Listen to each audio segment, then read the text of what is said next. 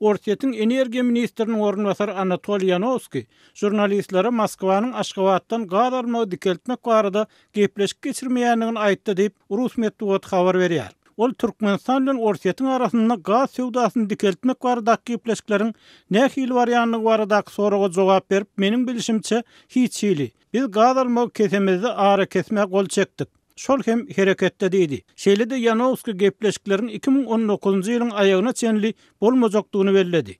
Şol wagtda Türkmen-Rus gaz sewdasynyň dikeldilmek ähtimallygy ýa-da bu baradaky gepleşiklerin barşa hakyndaky sowalyň nähili habar ýa maglumat esasynda berilen we Rus resmiýetiniň iki ýurduň arasynda doňdurulan gaz sewdasyny gaýtadan ýatlatmagynyň sebäbi belli bolmany galýar. Azat Ýewropa Azatlyk radiosynyň Merkezi Aziýa ýurtlar boýunça analitik Bruce Panner'in pikirine görä, Rus resmiýetiniň bu meseleni birden gün tertibine getirmegi tötenlik bolmasa gerek. Like I said, the Russian officials don't say things out of nowhere for no reason at all. There's always a reason. Rus resmiýetleri esassız ýa-da aňyrsyna bir sebäbi bolmadyk zatlar asla aýtmaýarlar. Ol ýerde hemişe sebäp bar. Olar näme üçin birden bu barada gurrun bolýarlar? Meniňçe olar Türkmenistany biz seniň bilen ýene-de gaz hakynda gürleşmäge gyzyklanýar diýip işaret edýärler diýip ekspert Azatlyk radiosy bilen söhbetdeşlikde aýtdy. We're interested in talking to you about gas again. Moskwa bilen Aşgabatyň arasynda gaz sewdasynyň dikeldilmegi baradaky gepleşikleriň barşy baradaky gurrun Türkmenistanyň azyk bahalarynyň ýygyderli gymmatlaýan wagtyna gabat geldi. Ekspertler Türkmenistanyň neft gaz narhlarynyň global arzanlamagy, Ortiýet, Eýran ýaly ýyr gaz aljylaryny ýetirip, diňe Hytaý bilen galmagy üstesinde geçen ýyl Aşgabatda geçirilen Aziýa oýunlary üçin çykarylan ulçykdadylar.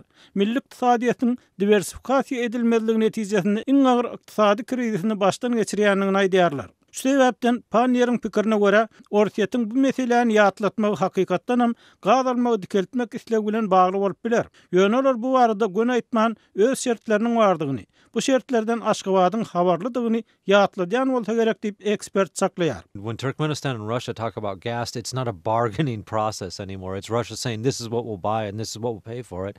And Turkmenistan says yes or no. Haçan da Türkmenistan bilen Ortiýet gaz sewdasy barada gurrun edenine bu inni sewdalaşmak prosessel. Ortiýetdiňe biziň aljak gazymyz şu we tölejek pulumyz şu diýär. Türkmenistan bolsa hawa ýok diýmeli, onda başga seçki ýok. Eger dol biz gaz satjak ýöne köpräk pul isleýärse, bu ýagdaýda gurrun şol ýerde gutarýar diýip Panner aýtdy. We'll sell you the gas, but we'll sell it for more money because then the conversation is over right there. Bellemeli yer Türkmen-Rus gaz gepleşikleri meselesi diňe Rus resmiýetleri tarapyndan gaýtaklaýan ýatladylmaýar. Bu usul Türkmen resmiýetleri tarapyndan hem ulanylýar.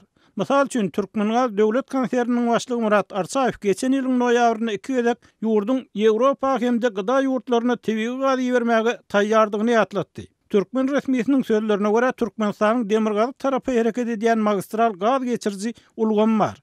Bu geçiriz arkaly odal Ortiýete we gyda ýurtlaryna tebii gaz berilýärdi we tranzit ýurtlar bilen gepleşilip belli bir alalaşyklara gelinse, bu gaz geçirji Türkmenistanyň Ýewropa we gyda ýurtlaryna gaz bermek üçin ulanylyp bilinýär. Türkmenistan 2015-nji ýylyň başynda Gazpromy satyn alan gazynyň bahasyny tölemelikde aýplady. Netijede Türkmen gaz 2016-njy ýylyň ýanwarynda Gazprom bilen şertnamasyny bir taraply bolýanlygyny eglan etdi.